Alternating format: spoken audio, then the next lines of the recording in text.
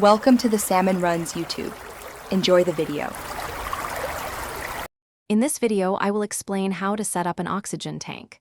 Start by gathering your oxygen tank, regulator, and cannula. Make sure your tank is upright and secured, perhaps in a stand, to prevent it from tipping over. Always perform a quick visual inspection for any damage or leaks. This initial check ensures everything is safe and ready for the next steps, giving you peace of mind as you prepare for use. Now, carefully remove the protective cap from the oxygen tank valve. Align the regulator's pin with the tank's valve opening, ensuring a proper fit. Gently hand tighten the regulator's T-handle until it feels snug and secure. Avoid over-tightening, as this can damage the seal. A good, firm hand tightening is all that is needed for a safe connection. With the regulator attached, slowly open the tank valve one full turn.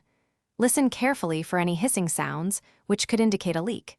If you hear one, re-tighten the regulator. Next, adjust the flow meter to your prescribed oxygen flow rate, usually between 1 and 5 liters per minute. This ensures you receive the correct amount of oxygen for your needs.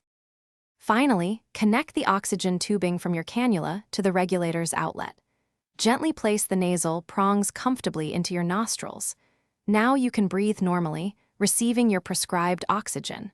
Remember to regularly check the oxygen level on the tank gauge.